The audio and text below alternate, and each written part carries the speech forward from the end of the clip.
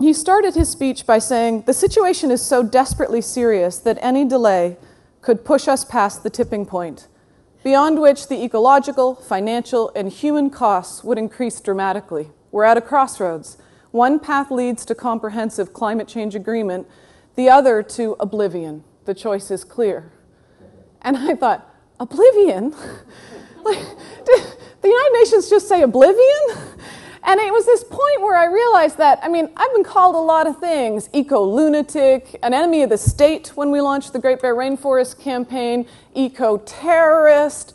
Now, by the way, they're calling us eco-heroes, so it's a good example of how things can shift in a decade when you're saying the same thing for 10 years.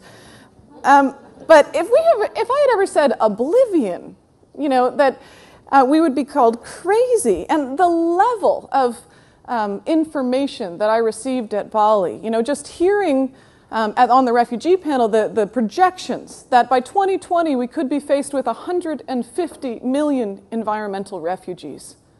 Katrina was 1 million environmental refugees. Globally, we're currently not dealing very well with 25 million refugees. 150 million environmental refugees by 2020 because, for example, Africa could have 50% less food.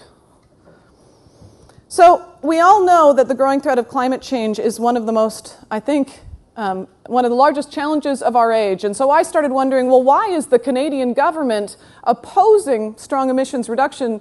Why is the Canadian government opposing a strong international agreement? And I found out it's because of this place. This is in Alberta. This is one of the areas in the boreal forest that we've been trying to protect. And this is what a lot of it looks like today.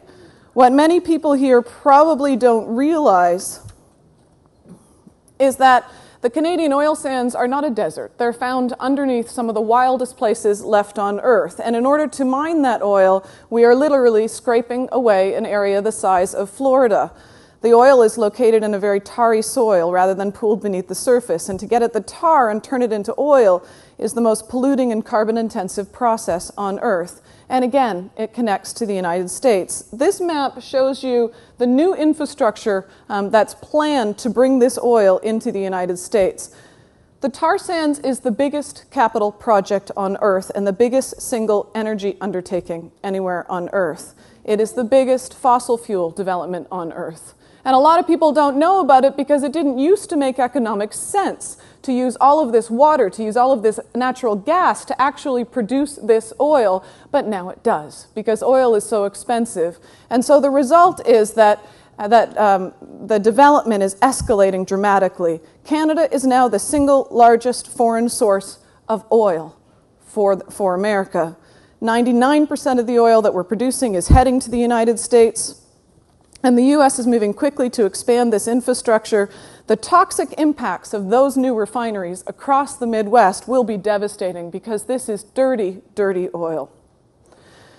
Just one point on this slide, which is that the greenhouse gas impacts of this oil is 3 times as much per barrel than conventional oil because we're simply using so many resources in order to produce the oil. 300 million cubic feet of natural gas is used in the oil sands. That's enough to heat 3 million homes.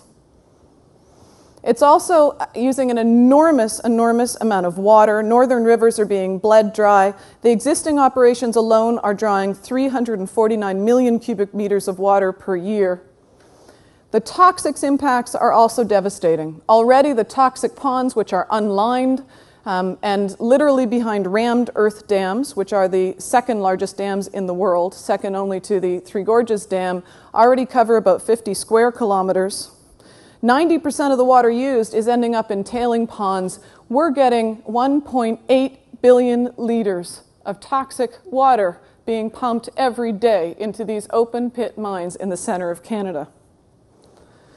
So news has started leaking out, in part because last month a news outlet picked up the story that 500 birds had landed on these toxic ponds and only 4 got out. And so all of a sudden the story broke that there are these enormous toxic ponds in the center of Canada, and the government's response was to launch a $25 million public relations campaign to brand Canada's oil as friendly oil. and your answer to U.S. energy security problems. This oil is poisoning people, not only in Alberta, but also in the United States. This is a quote from one of the First Nations chiefs, Chief George Potras. We have people dying from rare cancers and other chronic diseases, but the government is nowhere on the radar screen in addressing these issues, neither the federal nor provincial government. If these dams break, which a lot of the scientists that we're working with are saying is highly possible, they're already leaking. Scientists that we're working with who worked on the Exxon Valdez oil spill say that the toxic levels are 3,000 times as much as the Exxon Valdez oil spill. And if even one dam breaches, it will sterilize the Mackenzie River, which is the largest remaining wild river in the world. So what are we doing? We've formed a cross-border coalition of U.S. and Canadian groups that are working to stigmatize Canadian oil as dirty oil. We are making sure that we are everywhere. Premier Stelmach from Alberta goes as he talks about energy security and friendly oil. This is in Washington, D.C. when he was last there. And it's starting to work. This was in a Canadian newspaper just a couple of weeks ago. You have to understand that even Canadians knew nothing about the tar sands until the last 6 months. So our strategy, we're working with U.S. groups to oppose new refineries and refinery upgrades. We're doing markets work to encourage major fleet companies and airlines to adopt low-carbon fuel standards and refuse to buy tar sands. We've identified which refineries are selling it and which refineries are not. We're working with groups here in the United States on municipal, state, and federal resolutions, with legal challenges to support First Nations. We're researching the toxic impacts and water scarcity. And we're also working on investors' engagement, and as I mentioned, launching a new organization across Canada this fall on citizens' engagement, because Canadians care about global warming almost more than any other place in the world.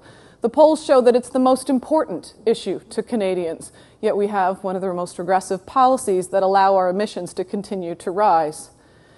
So just the big picture that I think connects back into Matt's presentation, tar sands is the second largest reserve in the world, second only to Saudi Arabia, of oil. The reserve is 179 billion barrels, and we are right now facing the lock-in of this infrastructure. If we allow this oil to be burned, that's 25 times the world's annual carbon emissions. Burning this oil puts us over 3 degrees, the point of no return, and there's just nothing secure about that. There is nothing secure about poisoning people in Canada and the United States. There is nothing secure about dramatically increasing our global warming impacts. And the good news, again, as Matthew already said, is that we do have the technology to change. We know that we have the answers that we need in order to make the changes that we need in our energy systems, in order to reduce emissions dramatically, in order to fight the tar sands, mountaintop removal, and other issues. What we need, more than anything, is the courage and then the commitment to rethink what we're doing in our daily lives, to recognize that these issues connect, to recognize that we have to start working together to reduce emissions now. I want to end with I was inspired by Tom's grandmother's story. And I sat with my grandmother last week, who's 92 and dying. She told me about growing up in Northern Ontario when there were no cars, when there was no power, when no one could imagine the world that we live in today. And it hit me for the first time, the amount of change that's possible in our lifetimes. We have the capacity to revision the world that we live in.